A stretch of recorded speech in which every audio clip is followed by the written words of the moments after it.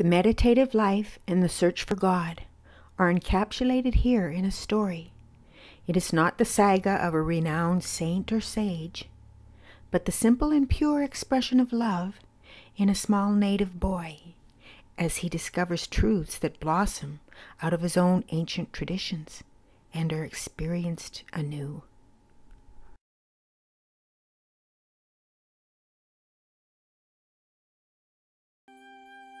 Between the Twilight and the Rim by Sharon Anderson, illustrated by Ollie Anderson, based on the teachings of Swami Kriyananda and Yogananda.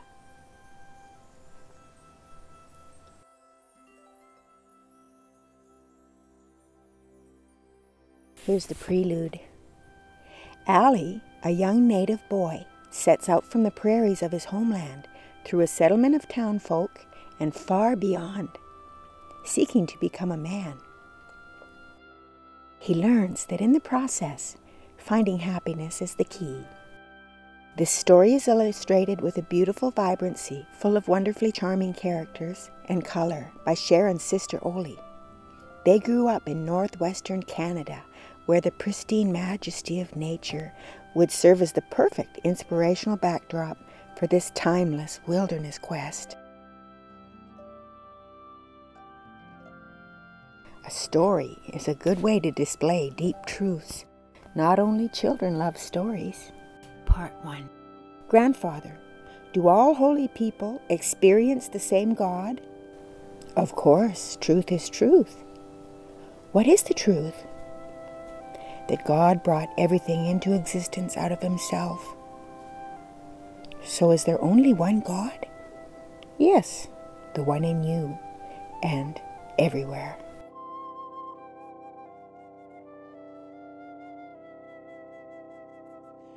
I am one. The words shimmered and spread out as if to cross the sky with the wind. Ollie woke slightly and shifted his head out of the sunlight a bit. Then, remembering he was on a trail in the big basin, slid back into his sleep. Far over to the right, between two grass-sloped mountains, was a big ceremony.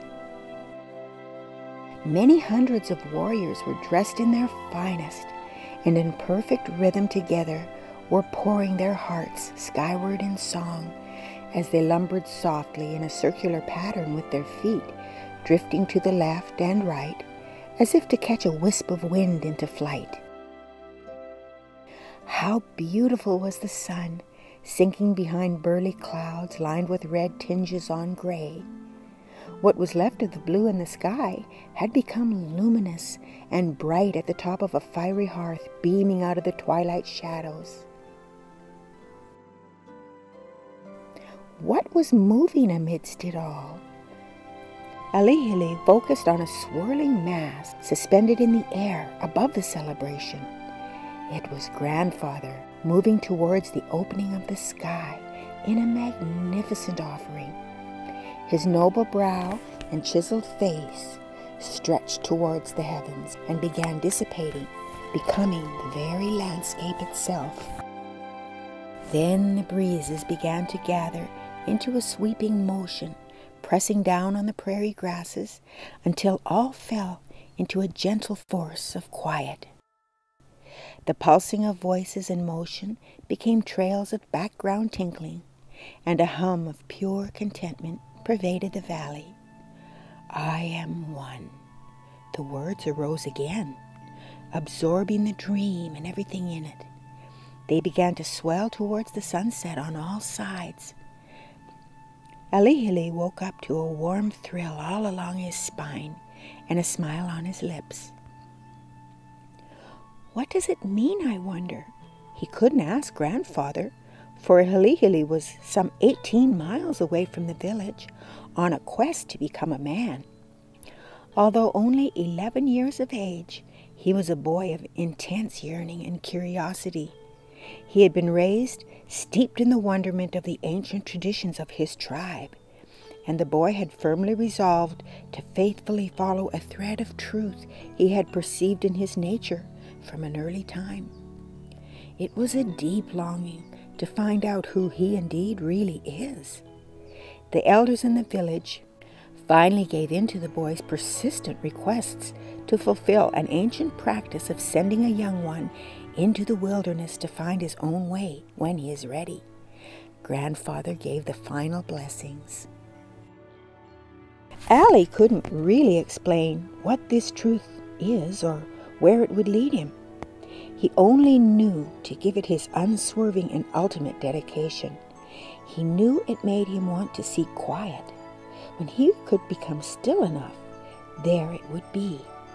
He would find cozy clearings in the forest where he could nest in a bed of pine needles and peer out of a glade of evergreens into a great light that would softly surround him. And then, with his eyes closed, that light would transform and begin to express itself, growing into a happy, calm feeling and feeding him noble thoughts. He felt in those very thoughts the thrill of being firmly rooted, but not only as he, the boy. When he was settled in this way, he was nature itself, satisfied with the day that was existing within him, and pleased to be the offering of life that was gathered there. Ollie knew he, as a boy, was part of the scene, but this feeling that it was so much bigger than just he, well, that's what made it so thrilling. Just feeling you're a creation that grows and ebbs and flows within the tides of all that lives, it was enough to make him happy. It made his a life with no boundaries. Deep within he felt as a flower opening up to the sun. Then he could be the sun too, for somehow everything around him seemed to vibrantly invite his reaching heart to enter, embrace, and become it. Sometimes at home, he had wandered away from the other children to seek this feeling also in the tall grasses. They were such a friendly place to dream, and just as waking from a dream in the mornings to a greater awareness of being a boy living in a village, these feelings allowed him a further awakening even from that. The boy living in the village came to understand he too was in a dream on another level, and he could wake up even further to the awareness of an even grander place, one that he could be the creator of, once he figured out how. Well, enough of going deep inside his thoughts. It was indeed morning, and a new adventure with it awaited him. He rolled up his bear pelt blanket and walked to the stream to get a fresh drink of water. There were some Saskatoon berries growing near the river, and they made a delicious breakfast. Ollie well knew how to set a rabbit snare, but he didn't have the heart to hurt a little rabbit. It was like snatching a piece out of his dream body to do so. The little rabbits quivered so and lived in fear of all the larger animals who would lurk and wait for a chance to pounce. That's the thing. Ollie knew what it was like to be the rabbit. The folklore of his ancestors told of this knowledge from times before teachings were even written down, but no one seemed to follow the path of these teachings to their truest meanings anymore. But deep inside, yes, Ollie knew what it was to be the rabbit. Their moments in the sun were lovely, but short-lived. Much of their lives were spent shivering in the shadows. Ollie followed the river along happily, and finally around noon set down his traverse sticks and sat to recount all he had seen and felt along the winding river. There was a beehive up in a tree behind him. Honey would make a nice lunch. He looked up to the point between his eyebrows. That is where he is able to find answers. He thought of the bear who was the master at getting honey. He had once been the bear. This he was sure of. But that was long before he had discovered that answers could appear in his own head at this spot that seemed to bring all of nature together for him and give him answers intuitively. When he only thought at his heart or in his lower reasoning mind at the back of his head, everything and everybody in the world seemed separate and divided. Finding answers were like puzzles that had to be put together. But here, at the point between the eyebrows, was something that had evolved for him when finally he had reached the level of being a human person. It was a free opening into thoughts of a higher order.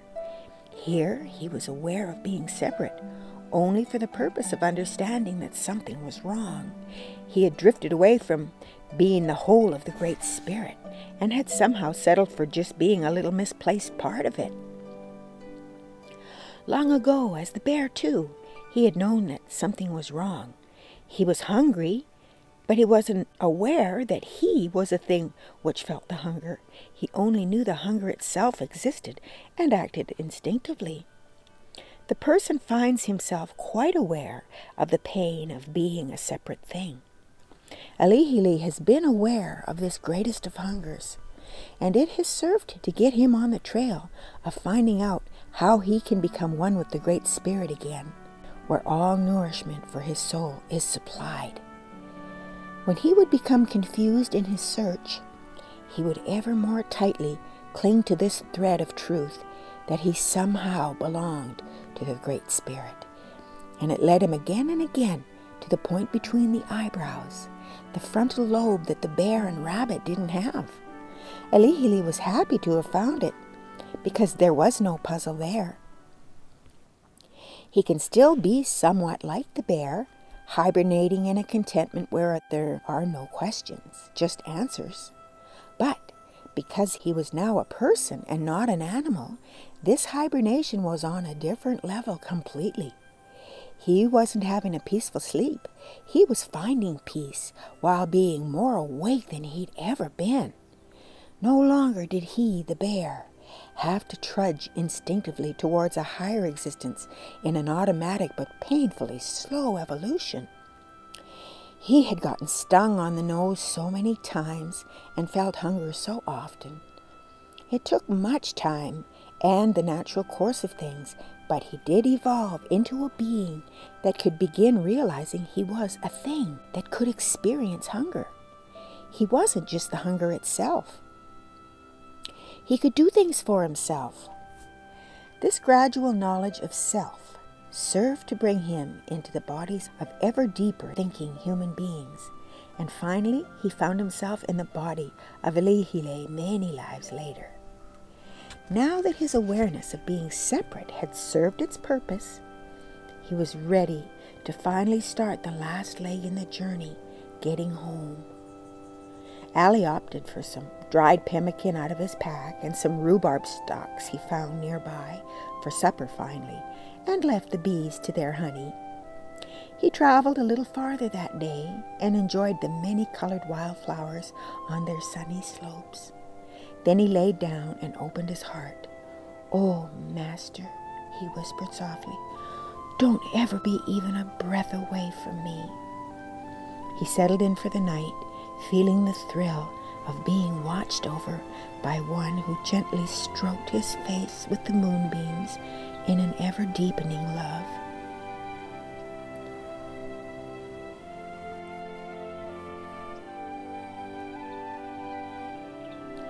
Ali woke to the sound of a faraway bell. It was a beautiful morning. There were twinkling rays of light squeezing in through his eyelids. The bell was deep. It was more a memory than a sound, a memory that vibrated a warm feeling into his bloodstream from his heart. He lay on his back and opened his eyes. The Great Spirit was still upon him, close and warm. Ali giggled a little. The Spirit was in a playful mood. "How are you going to show yourself today, beautiful sir?" Ali asked out loud. He calmed his heart and went there with his attention. He sought out the bell sound once again and settled there. It took some time tuning in and a kind of intense sinking into silence. But the bell's gong started to chime in and began to stretch out a little longer with each ring. It started to warble in and out with a whoosh, ee-ai. as if it was drifting far to one side and then tumbling back on a roll. Whoosh, yeah. Whoosh, yeah. This was fun. Ollie sat up and looked off towards the canyon. He closed his eyes and felt his eyelashes tingling with a cool wisp of air. "Do you love me?" he asked softly. "Why? Yeah, why? Yes." The forest was so beautiful. The air felt like a breath of heaven brushing by him. Ollie felt as he had when he was a little papoose. How does one know what you love and what loves you? Everything was that love. How could you differentiate it or separate it into just one thing? He stood up and with his arms out, twirled in a circle, laying his head back and relaxing into the pretty morning. "Will you take care of me?" he asked. There was no answer, but when he turned around, there was a trail he hadn't noticed into a thick, mossy, forested area. It bent down a hill and around. He fancied himself a brave hunting and scooted down the trail in a trot. It felt good to run, so he kept going. He found the mouth of a cave, and venturing inside, he could feel a cool clamminess. But it was an intriguingly ominous mood that was being created, and so he let it lure him on a little farther inside. The thought occurred to him suddenly that the wolf may be in here, the other hunter. "Oh," he thought, "I didn't really want to hunt. I like deer just to look at." He didn't want to compete with any wolf, but it was too late.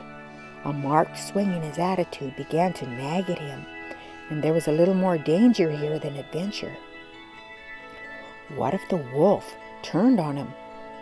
Some hunter he would be then. He felt more and more like a little boy fearing the shadows of the bare trees as they swished against the walls of his room and made that scratchy sound. He used to imagine that they were growing gnarly bones and trying to break through the window. All at once Ollie remembered why he was here.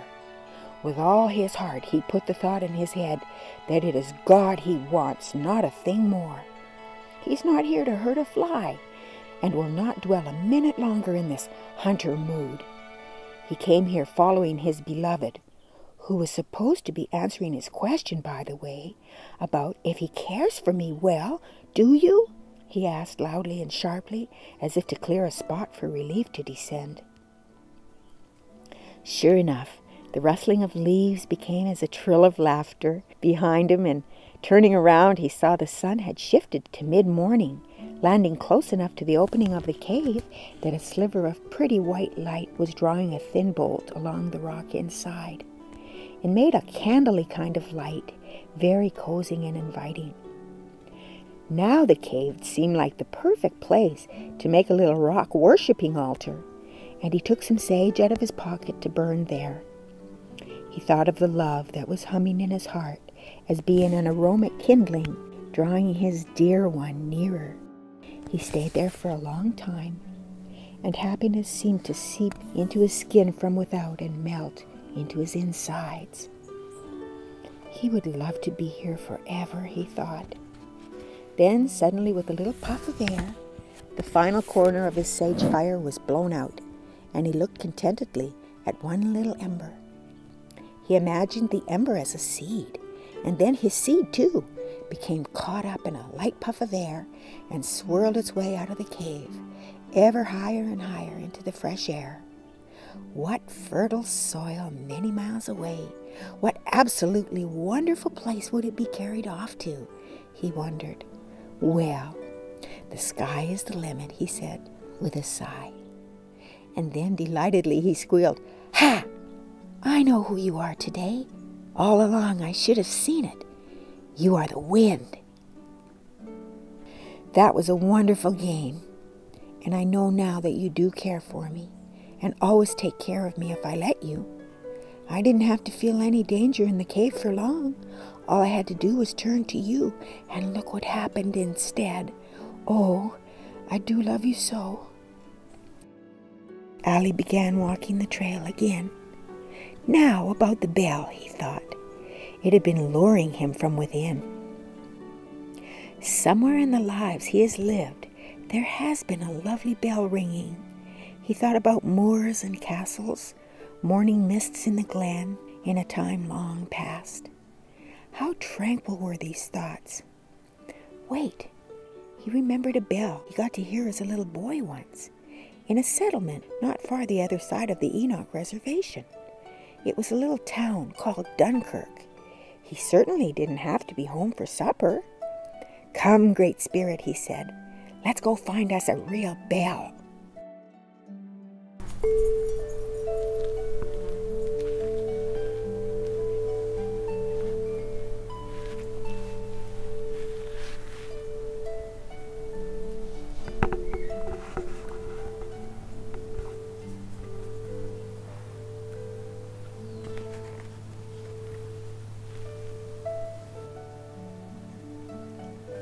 Ollie felt so free as he ambled down a pretty willow-strewn road. He stretched his neck back and took in the air. It was like nectar. Stopping there, he let the sun shine full on his face and remembered Grandfather quoting him the great words of the Master Jesus, who said that man does not live by bread alone, but by every breath that comes out of the mouth of God. The tiny little sunlight electrons mixed with the bursting molecules of fresh air trickling through him, filling his trunk through to his limbs with vigor. But more than that, happiness. Ah, how wonderful. He was going somewhere, and he thought to ask at that very moment, "Great Spirit of my grandfather, will you come? I seek to find you in different places and in different cultures. I want to see how you attend to my brothers and sisters of different origins and different upbringings. And sir," he paused, "I long to show you to all I meet. Oh, I will try not to boast, but you are like a trophy as the treasure unearthed in the field, and I would sell my horse and saddle and leave my home just to be with you, always." He smiled. Presently the sky began to dreamily soften and darken with a velvety purple tinge around the edges.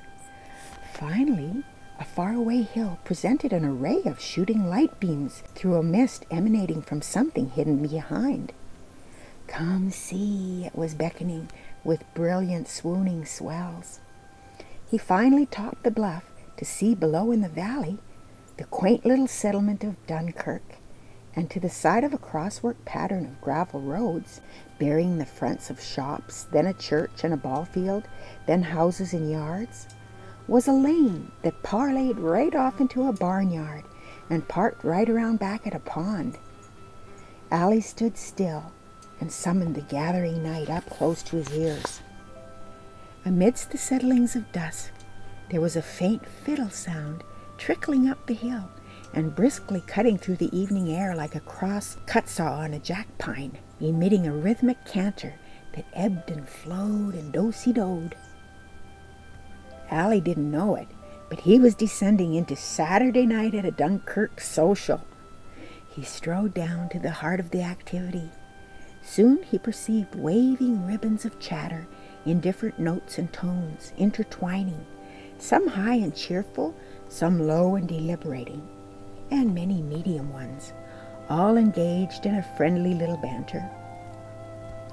The barn was beautiful, big and old, with barn swallows darting in and out of her friendly wide-open hayloft. The wood was warbly and worn, with shingles on the side that displayed rusty browns, reds, and shades of gray, tinged at every slant with gleamings under a big old cornbread moon that had just passed full and was perched as if to serve as a hung lantern. 2 big wooden doors were propped and standing open, and the bustle inside was softly rolling and overflowing out into the evening air. How different Ollie felt suddenly. A strange excitement overtook him, leaving thoughts of spirit for a moment. Then he quickly gathered it back to him, and smiling a big broad smile, stepped inside. The barn was full of townspeople, some dancing, some sitting on bales of hay and benches. They clapped along to a feisty little Shady Grove song fluttering down off a stone-boat stage at one end of the barn. It was lit by an open moon-beamed entrance from the hayloft above, and coal oil lamps were draped from the rafters. The boys on the stage wore a kindred spirit of concentration on their faces, with heads tilted towards each other, embracing an invisible circle of enchantment. Their instruments gaily wailed and fully engaged the audience too, creating a current of life that continually and contentedly completed itself in the transference of joy to music, music to joy. Ollie leaned against the wall at the back. He began finally to mingle with some clusters of folks and felt welcome.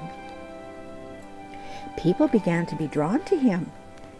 His eyes met every face with a genuine love, born from deep inside, and these folks were starting to gather where this new thrust of enthusiasm was being stirred up. A boy named Dalton introduced himself. He told Ollie it was a great treat for them to have somebody all the way from Enoch come to one of their dances. Ollie felt like he was suspended in the air. He kept feeding on the energy and could hardly contain the impulse he had to gather everybody up into his arms. "Oh, great one," he whispered lightly. "What a variety you have made! How wonderful!" Dalton's dancing partner was a pretty girl named Angela. They circled the room in a two-step and returned again, breezing by their new-found friend. Ollie smiled. Dalton winked. Ollie felt emotions coming to the surface out of their nest of serenity within. He began to let them feel little bursts of experience. After all, he didn't happen on a magic night like this very often. He thought, this is what it must feel like to be drunk. He knew he would have to pay when the feisty little wave of adventure sunk into a trough later on, and he would have to gather his essence back into its privacy like so much milk that had escaped through holes in a bucket. "Stay with me, sir," he whispered to his divine one, "as much as you can. I know," he continued, "that everybody is a window through which you are looking."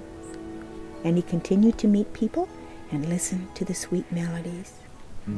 Lips as red as a blooming rose, eyes of the deepest brown. You are the darling of my heart. Stay till the sun goes down. The moon above smiled through the hayloft, and the whole dance hall seemed to be floating in a warm hum. The fiddle's lively flight began to fade into a delicate floating whisper as it mingled into the night with a soft refrain. And the frost shows on the windows, and the wood stove smokes and blows, and as the fire glows, we can warm our souls, chasing rainbows into gold. And we talked of trails we walked off, far above the timberline, and from that night on, I knew I'd write songs of Carolina in the pines. The gay mood finally began to dwindle to a lull, and folks began to filter out of the dance hall. Ollie had been talking with Dalton and a few younger folks at a picnic table. The conversation had come around to church the next morning, and Dalton and Angela, Ollie found, were very much devoted to the Lord too. They, however, were much more verbal on the subject than Ollie's people of Enoch were. Grandfather talked with him, but not so much in opinions as just ideas that opened up to the skies, and Ollie would very often finish the thought by reading Grandfather's eyes. He was missing Grandfather and wished these people could know of that kind of communication. It fondly came into his mind how, when he first wanted to strike out into nature on his own, he sought to find a look of consent. Grandfather had seemed secretly pleased. Ollie was encouraged, and with eagerness looked up at his grandparent, asking, "To become one with spirit, where shall I go?" "Into the sea that falls between the twilight and the rim." Grandfather was gazing at the horizon, his eyes a pool of eternity. Well, Ollie knew that he was closing in on that rim. This was part of it too. He was being careful to listen intently and project a loving intention into this event, for it was sacred.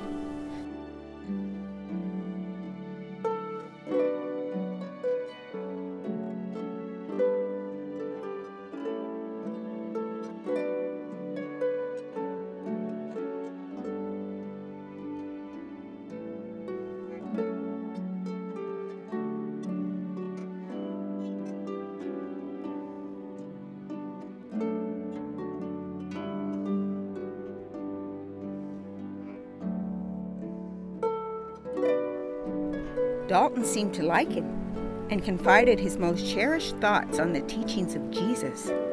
There was not so much room for Ollie to interject revelations of his own, so he happily listened to this catechism lesson and realized that it was indeed founded on truth. It seemed to him that there were many sides up a mountain, so long as God was there at the top. Finally, Dalton's father came to gather the family home. "Ollie," he said, "please stay the night with us. You can attend Sunday service, and I'll feel better letting you get a start back to your people in the light of the noonday sun." That night, Ollie slept in a little caravan-type travel trailer in the backyard of the Dalton family home. It was very agreeable to him, and the pillow was soft. It was thrilling to be under new canopies and breathing the air of a different valley. He happily laid back, stretching his thoughts to see his little caravan dwelling, journeying among many others with beautiful colors of decoration, far across distant shores and into the magical musical realm of gypsies. He could hear the tinkling of haunting melodies he had known forever, and he, the eternal wandering vagabond, free there in the days of old. "Oh, beautiful sir," he sighed. "Thank you." He pulled the charming scene close into him, and yielding, it began to swirl upward, thick like syrup at first and rich with inspiration. It finally found its upward flow and diluted into a stream out the top of his head as a gentle, cool little wind. He drifted off as easily as a little papoose. The cooing of doves woke him to the gleamings of a new day. There was a big breakfast of flapjacks and bacon, and Ollie washed up in a real bathroom and made his way back to the trailer, putting on a clean shirt from his traverse pack. He sat to meditate. A funny feeling began to invade him there, the thought of being too worldly, the thought of the aimless play of other kids his age back in his home prairie, and how he used to also immerse himself in such things. He quickly caught these thoughts. "It's just that I let the milk out of my bucket some," he assured himself, and so he took those feelings and corralled them in with the good ones, brothers to all, and let them be thrown together in his upward meditation offering of the morning. Nothing but various energies, he mused, thoughts that were dedicated in the past to different desires, curiosities, and obligations, or silly little jealousies and competitions. I will let them go now, he determined. Then he mixed them all together like so much bannock batter, the tart, salty baking soda mix with the floury sugar mix, upward then to Divine Mother to put in her oven.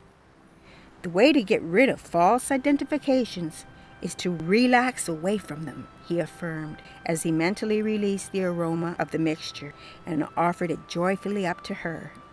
The scent was sweet. The good had overlapped the bad. The sour had been blended in and transformed. He was looming there at the spiritual eye, comfortable in his little treetop perch. Suddenly, there it was, the bell.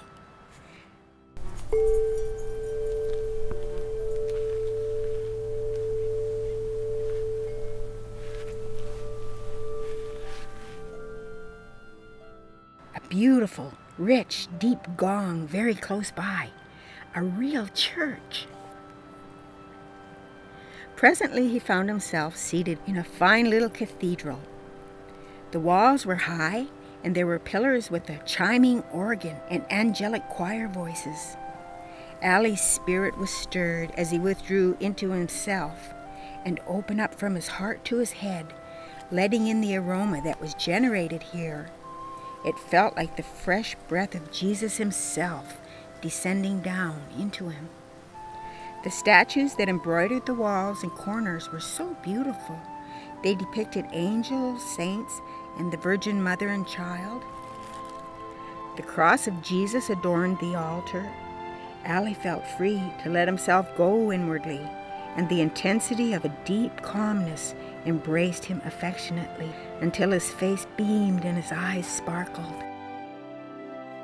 Later on, he met with a circle of friends at the lane out front and bid a fond farewell, bouncing off happily down the road, across a ditch, and into a pasture that stretched back up the hill.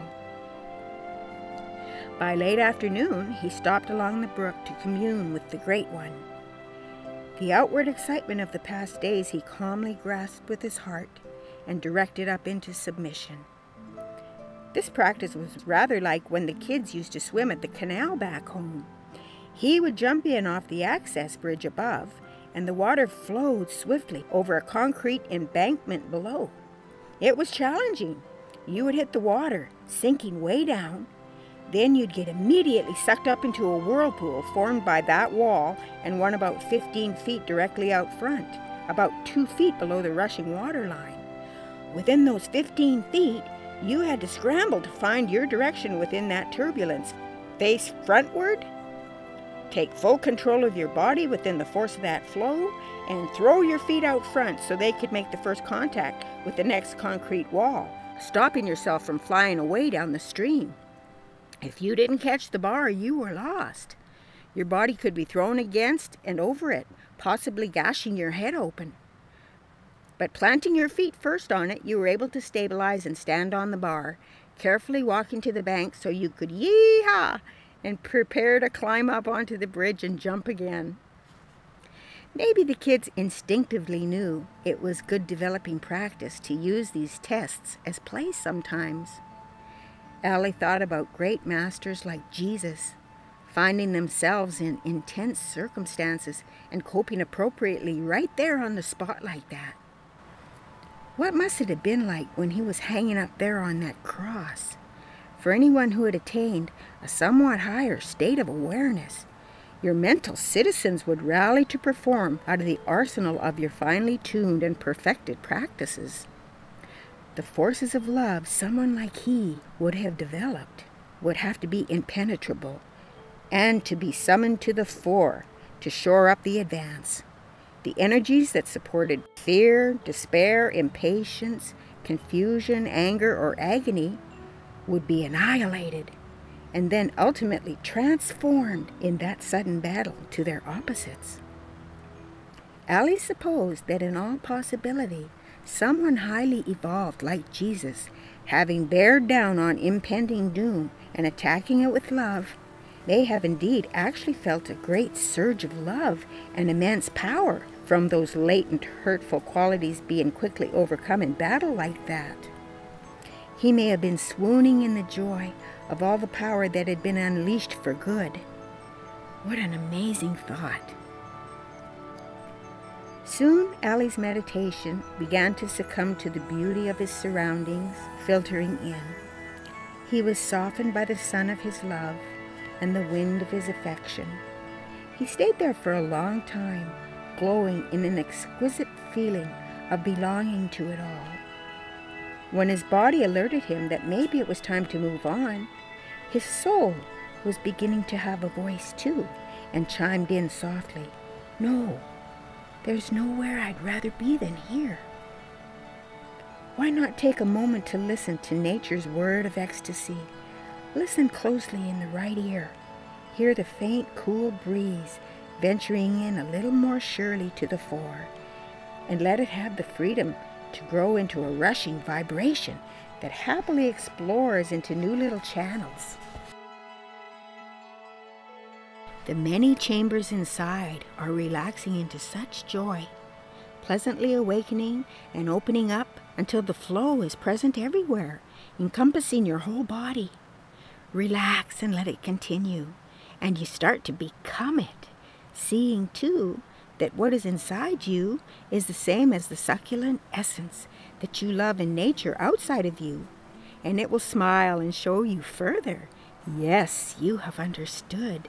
It is I, the one that is present everywhere. You have found me out. Finally, you feel like your skin melts away. There are no nerves, no tissues, and you yourself simply becomes everything around you. The light, too, that forms between your temples, if you gently encourage it, lets you in, becoming more and more finely condensed until you see a perfect little white star directly before you, and with increasing sincere thrusts of devotion can penetrate into it, finally being freed into a newly emerging, vibrating ocean of light that pulsates and shimmers in effervescently pure rainbow hues. It's thrilling beyond description. Oh, the great discoveries of Lewis and Clark didn't begin to touch on this kind of beauty, Allie thought. Yes, there was much to keep one occupied here. How divinely beautiful. And he stayed much longer. That evening he lay back on his pelt and looked up into the night. How interesting it had been to be so close to people his own age who had such a different upbringing. He thought about Dalton, who was so thoughtful and sincere about things. Yes, he thought, it could be Dalton laying here, looking up at the sky as easily as I. Of course, he wouldn't be on a bear pelt, perhaps a saddle to rest his head upon. He would be like me, though, after finding glimmers of real peace, preferring the wide, dark canopy of the prairie sky to a bunkhouse or teepee any day. How beautiful he would see the stars, just the way I do. They would remind him, maybe as they do me, of that wonderful song that says, "When you wish upon a star, makes no difference who you are. Anything your heart desires will come to you." Makes no difference who you are. Yes, thought Allie, when you gaze at the point between the eyebrows, there is a lighter feeling in the body. The star will form there whether your eyes are open or closed. It has 5 points with its little arms, legs, and head. And as long as you gently nudge the energy to carry along in the upward direction when it starts to jiggle outward in excitement or downward in sadness or confusion, then it will find its way back to this sweet spot every time where one can see that star. And indeed, it's just like the expected results of wishing on a star, to feel relief and see answers simple and true where there used to be only puzzling questions. How wonderful. He realized suddenly, too, that anything your heart desires will come to you was a truth, as was your dream comes true. For your magnetism develops within the subtler laws of attraction by your expressing love, and you attract lovely things into your life. And too, wishing, focusing, yearning, penetrating, that finally frees you to emerge out of God's dream into a reality 1,000,000 times more real, vibrant, and true. Thus, in that way, dreams really do become true. Allie sighed a deep, contented sigh. His thoughts began to expand, not only to Dalton, but to Angela, who is so pretty. Dalton did seem to care for her so much, and as they danced together at the barn dance, her step was graceful and carefully perfect within his. She followed with a dedicated loyalty to his confident lead. Well, that was all fine, but he wondered if Dalton became so urgent like I am in my search for the Great Spirit, would Angela slow him down? After all, girls had to feel everything, instead of just logically pioneering new territory and discovering new clues along the path to get you farther. Girls will get too close to you, and then when you forget to pay attention to them, their feelings will be hurt, and there's a halt in the whole business. He imagined if Dalton was as driven as he to get somewhere in this life, well, he compared the idea to a fast horse, focused on his goal and racing the wind to get there in record time. What then of Angela? She would be riding the horse, keeping in balance with his gallop. What then when he took a sharp turn unexpectedly? She may not be clever enough to know it was coming, distracted by the time it takes to always be consulting her feelings. She would end up falling right off the horse. It would slow him down, or maybe he would even keep going and leave her behind. How can one progress in that way? His thoughts then turned to his beloved friend back home, Mooksy. Oh, how he missed her. She seemed to have just the right words or a tender look when he needed them most. She was devoted to him, and when he hurt her feelings, he felt badly afterwards for a long time, even if he tried to glaze over the incident and reason it out as being just an ordinary little mistake. It hurt him to see her disheartened. He thought again, where does a girl fit into the quest to become part of the Great Spirit? How did grandfather and grandmother smooth out their reasoning and feeling differences so that they fit together and complemented each other so well? Or his own parents too, who set such a fine example. He saw himself crafting his totem pole of devotion perfectly. It was a labor of love. His offering would reach God. It would please him. Well, where would Mooksy fit into that? She would not be able to build it the way he envisions it. And her preoccupation with feelings would leave her behind at the bottom again and again. The whole thing had tumbled down. But men and women are supposed to be together. Why? He wished he could be like an eagle and simply fly to God. How easy it would have been when he was an eagle. But, alas, the eagle didn't know there was a God. What good was being able to fly so high then? If only a person's soul could take to flight, how glorious the path to the Great Spirit would be. Then suddenly he thought of the female eagle, the mother. She would not let the hatchling leave the nest before it was ready. No flying to God or anywhere for that matter until the young ones had instinctually learned to steer the course. They had many experiences to pass through first, to sure them up for the leap into the skies of promise. Somehow, the mother knew how to lead the way. Her feelings were intense and translated into unconditional love and loyalty. She would be the pole star to cling to that would someday land you in the vicinity of God. This is the power that was hidden dormant in Angela and in Mooksy, this potential for guidance. And having such an ability took a great deal of being in touch with your feelings. Perhaps the male needed the female nature with him to transform his reason into something more useful. And maybe that's why you take another with you to merge with the Great Spirit. Sure, you can just try to get there yourself, so you can do it quickly and efficiently, but wouldn't it be kind of like arriving in the heavens to find that only a hand or a foot broke through?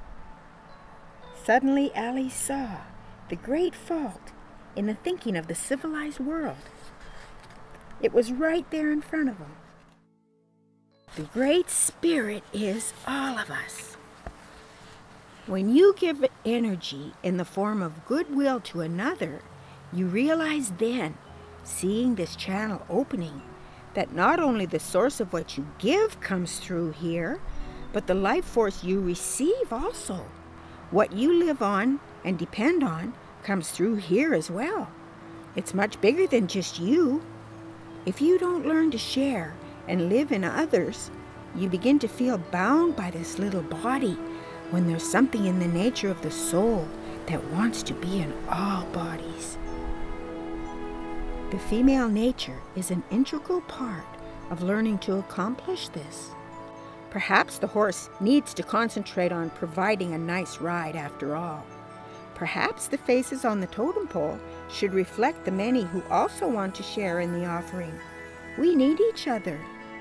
If I didn't someday take someone like Mooksy for a mate, he thought, I would have no one to care for, no incentive or outward reason to forge a path, to experiment with making things better. There would be no nest to invite little baby souls to come and live with us. I wouldn't have the heart quality developed deeply enough for the journey to God. It would be closed off and constricted, untried. With her love and the pride I feel in doing for my family, I forge a glorious path indeed to the Great Spirit for all of us. And in the satisfaction of taking care of these loved ones, I expand my sympathies to see that others in the village can indeed be loved ones too. In doing for others, I grow. I can help almost anyone finally to get to the Big Spirit in one way or another. By the magnetism I develop, they too will be drawn. If it weren't so much more blissful to give than receive, I would never have the initiative to put one foot in front of the other on this path. Yes, the soft, beautiful eyes of Mooksy stay in my dreams and carry me through rough waters, and my love for grandfather won't let me fail. All the world needs help. Oh, if my little family could strengthen and grow to be a great ship that could carry a multitude of discouraged, wounded souls over the rough waters to the tranquil center of all that is. Ollie thought of the saints throughout history that he had spent long hours reading about in the library at the reservation.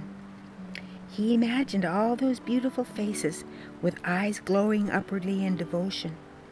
Many came from ancient times and lands oceans away. There was Krishna with his flute, the grand Buddha who would not give up until he swept the whole society of his day up into his wake toward the golden shores of enlightenment. He remembered the stories of the great shaman of his own people that had come before grandfather. He remembered his grandfather's words saying that one moon gives more light than all the stars. And he saw Jesus again in his mind's eye, then smiled to think how the wise men must have marveled upon seeing such a wondrous thing appear to their consciousness as the star of an avatar, newly descending upon this earth in such a desperate time of need. What love had all these for God? But again it entered Ollie's thoughts. For the multitudes who are all destined to someday attain greatness, it will be Mother who shows them their first true and lasting love in the world. After all, even the saints were at one time just people like Ollie who hadn't started on the path home yet. What good would any of them have done if they had only tried to get themselves to the shores of peace, leaving everyone else behind? Anyone who ever did anything worthwhile came by way of a mother. Yes, the girl who becomes the mother, she gives freely this first suckling love. And in learning how to expand on that love, one sees what great worth there is in feelings to develop things along. Then he thought much more deeply about God as a divine mother, giving birth in a profound gesture of generosity and joy to a manifestation tumbling out as myriads of vast universes existing of center everywhere, circumference nowhere. Each entity is in itself a unique expression of infinite creation. Ollie marveled as he remembered hearing uttered once a deep yet purely simple truth. For indeed, he thought, the hand that rocks the cradle rules the world. Part 2. Finding Happiness. Hours happily stretched into days spent with God in the all-embracing silence of divine grace, and Ollie began to feel like a bird that had been looming near the open door of a cage. Not bothered any longer by the cold or heat or nagging thoughts, the one goal presented itself ever more alluringly to him: freedom. Why not just fly out? He felt like he lost time here and there in the hours spent out of the silence and on the trail. But intuitively, he knew he had been going for little test runs. And when he was back into the flow of meditation, his experience was ever richer and mounting in familiarity and purpose. He was feeling more and more at home, here as the watcher of everything perceivable. He didn't exist, but his experience did. And when he felt the most released into the skies of freedom within, he really couldn't contemplate anything more than that. But he didn't need to, because it felt so good. Intense. Existence was simply an intensely exquisite, deep yearning at those times. Finally, one day, he decided to go home to see his teacher. There was much to do in the village.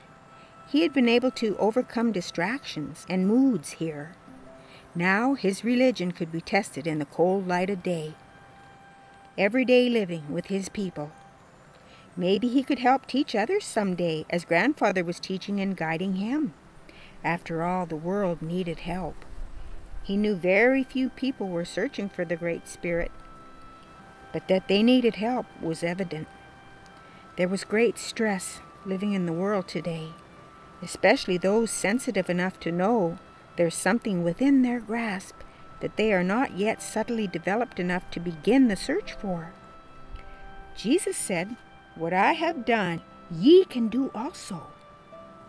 There is no other reason for living than to achieve it. Many are keenly aware of the suffering of their separation from the vast oneness of spirit, but they have no idea what to do about it. Ollie knew that even from breaking through a little himself, his countenance among the others would be a strong influence and support for them. It would begin to magnetize them, like a paperclip set next to a bar magnet. Finally, the little clip becomes a magnet itself. Oh, how he missed Grandfather. He set off for home. When he started to feel the vicinity of his valley was near, the appearance of each familiar surrounding was dearly welcome to his heart.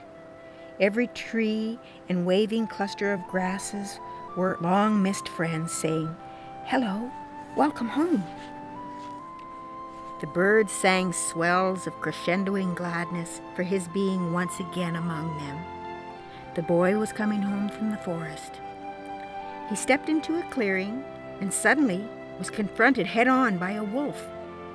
Ollie stopped and calmly looked at him. Oh, the poor fellow. His ribs were showing through, and his fur was scarred and disheveled. The wolf's eyes became instantly frightened, and he skulked off hurriedly. Instead of being relieved to have avoided him, Ollie was filled with love for him. He almost wished he had a rabbit to offer. He would gladly take on the responsibility now for slaying one, if it could have helped the poor wolf. How different the expectations of meeting a wolf had become, he marveled. Finally, he was home. Home, here and now. And a thought that you, dear faithful reader of this story, you who have remained with him all the way through to the end thus far. For this glorious reunion, perhaps we could tune in, if we're very still and listen carefully, to Ollie's own thoughts and words as he experiences the wondrous last leg of his journey. Then over the hill, I saw the tall, thin form of the one whose every movement is etched in my mind, the one whose voice is thrilling to me. "Grandfather," I cried, and ran into the arms of my beloved teacher. I saw a tear in my grandfather's eye as he quickly gathered me up in his arms. "Oh, my own," I heard in his whisper. Then he stiffened and set me to arm's length, looking deeply at me. "You have grown." I had so much to tell him, but for now I centered myself and smiled. We walked to the corrals together and threw a couple of bales over the fence to some yearlings. "Grandfather," I said later as we sat to drink some sassafras root beer Grandmother brought to the bench under the willow grove, "I spent some time at Dunkirk settlement. There was a church there and I went in. Afterwards, I went into the deep silence. It had so affected me being there that I sought once again to see Jesus, the great master of that land. Many times I felt the yearning to find him after hearing his Bible stories. There was a boy and a girl about my age, and they spoke of him so affectionately. Well, I wanted to know him like they did. The thing is, Grandfather, they told me he is the only one. What does that mean, to be the only one?" "Well, God is the one creation comes from," he answered. "Not the person Jesus," he went on, "but what he has acquired in realization is the consciousness of God itself. He was able to merge into spirit. He became a cause and not just an effect. His being is an initiation of purpose in this world, divine grace and action, not merely reactions to circumstances." Grandfather looked skyward and said, "You know how the sky looks in the dark with all that glows and sings in the night, worlds upon worlds as far as the eye can see and farther still?" "Yes, sir," I said. He looked at me with raised eyebrows. "Do you suppose that we are the only ones in this whole vast existence, with all that life teeming out there everywhere?" He grinned. "This great Master Jesus Christ broke through the little self into the great spirit beyond. He found out how to tap into and harness great stores of power that he could use to help people. But you see, Allie, he came at a time when people couldn't imagine in ways we can today. There are much larger universes in orbit out there that solar systems are only part of. When our larger universe is close in its orbit to the dual suns at its core, its magnetic properties are very strong and its subtle energies are very high. People know no time nor space then. We are closer in this orbit now than when Jesus was in the world. Most people then couldn't understand energy the way we can now. Jesus draws power freely from the source and lives by the higher laws of the Great Spirit. Even science will, in time, catch up to the understanding of these intrinsic but simple laws of attraction. When he was here, he taught many truths to those who traveled and lived with him, just as I do with you. I, too, have broken somewhat through the little self and am touching the hem of the garment of the Great Spirit." I thought of the grand ceremony of my dream and smiled. "This isn't my first rodeo, you know," Grandpa smiled back. Then he paused, looking at me. "Nor is it yours," he added. "You didn't happen to be my grandson by accident. We've been together many times before, because I show you things. So, my little grown one, I can teach you like the Master Jesus taught, and like other masters have taught as well through the ages. Much of the civilized world knows Jesus best, because in history he's been the most loved of the ones who have been here most recently. He came at a time of such deep yearning by people who were feeling separated and lost. His love was very, very great." Then Grandfather's voice softened. "I can teach you what he wants you to know. His love can come through me to you, for aren't we both part of the Great Spirit after all? And too, Jesus may have come here to help many times in other bodies as well, for those dedicated to helping mankind will stop at nothing. Your little friends said that he was the only one. Well, they misunderstood just a little. He is one, period. For creation to exist, that one consciousness had to vibrate itself to propel out a force that could be a creation. When you see a ripple in water, It is the one point vibrating out to become many reflections of that one point. When you see a windmill moving in the wind, it looks like a disc. But to see it in the stillness, you see it's only one bar of wood, not many making a circle. It is only one. Creation is the vibration of one to assume the role of many, as in a dream or play. We are a dream within the Great Spirit seeking to return so that we may create our own. Instead of just being in a dream, we will, dear one, we must become the dreamer too. Sound manifests out from the sacred silence at the center. Movement emerges from perfect stillness at the center. God is the Great Spirit at the center. That center is the only one thing that is real. To create is to introduce intent, activate potential. Thoughts vibrate into activity, and that becomes matter in its farthest reaches, even to the point of inertia in the rocks. The projection of energy produces fluctuations as waves are upon an ocean, ups and downs, highs and lows, love, hate, joy, sorrow, and so on. For every wave in this duality of creation, there is a trough. But if one can rise above it all and not be so involved in the dream of creation, one can maintain the panoramic view where there is just ocean, calm and still. We can withdraw like you have learned in your quest for truth. You've begun to feel and experience much more deeply from that point of stillness you've discovered within.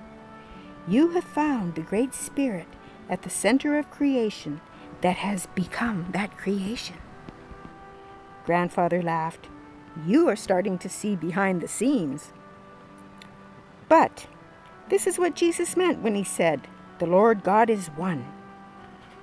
That one consciousness that created creation itself. Thus, when you have merged into God, you can say, "I am one." "Yes," I said, my heart tingling. "I am one. I know what you mean now." It was all coming to me as if a beautiful memory from eons ago. Yes, I am at the core of all that is. This is what I truly am. "Are you ready for the ceremony tomorrow?" Grandfather asked. "Even at your tender age, you have become wise. You have become a man." Allie looked down and said, "Grandfather, I didn't even hunt." "I know," said Grandfather. Then he turned his glance upwards so the sunlight caught him on the cheek and brightened his eyes. "Like I said, you've become a man. You will be given a new name." "What will it be?" "Well, Alihili means happy. You will now have the added name of Tista. Alihili Tista. Your name has changed from happy to happiness. There's a big difference." Grandfather's eyes twinkled. The end.